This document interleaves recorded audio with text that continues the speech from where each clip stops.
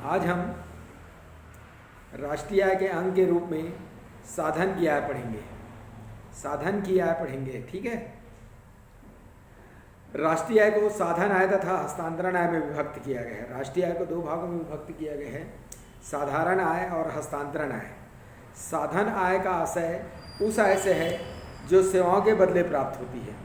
साधन आय का आशय उस आय से है जो सेवाओं के बदले प्राप्त होती है तथा हस्तांतरण आय का आशय दान या धर्मादा स्वरूप दान के रूप में प्राप्त हो, इसे हस्तांतरण आय कहा जाता है।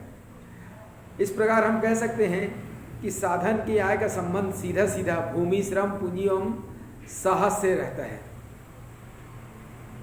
उत्पादन के साधनों, उत्पादन फर्मों के लिए वह भुगतान है।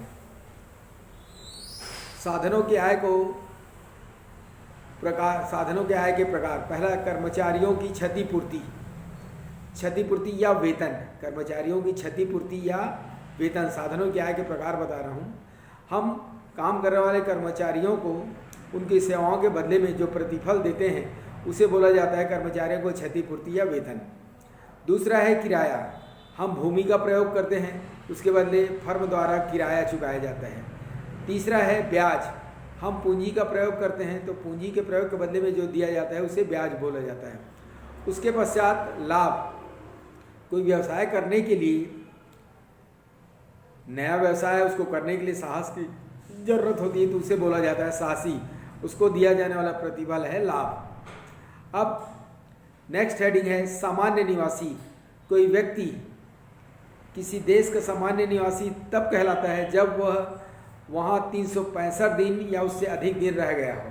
365 दिन या उससे अधिक दिन रह गया हो, इसे बोला जाता है सामान्य निवासी। सामान्य निवासी के सिद्धांत हैं, पहला व्यक्ति तथा संस्था होना, व्यक्ति तथा संस्था होना। दूसरा, सामान्य निवासी का देश का नागरिक होना जरूरी नहीं है। तीसरा है अंतर्राष्ट्रीय संगठनों को उस देश का सामान्य निवासी नहीं माना जाता, किंतु इन संगठनों में काम करने वाले भारतीय भारत के सामान्य निवासी समझे जाएंगे।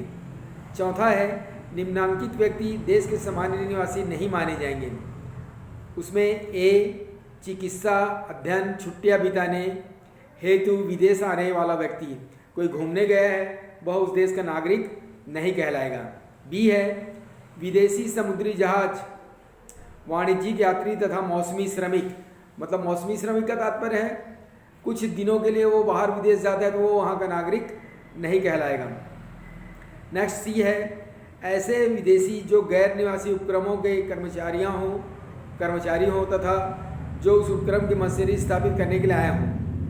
बाहर में आप मशीन स्थापना के लिए गए हैं तो परमानेंट वहाँ रहेंगे नहीं, कुछ दिनों बाद तो वापस आ जाएंगे, तो वहाँ के निवासी नहीं कहलाएंगे।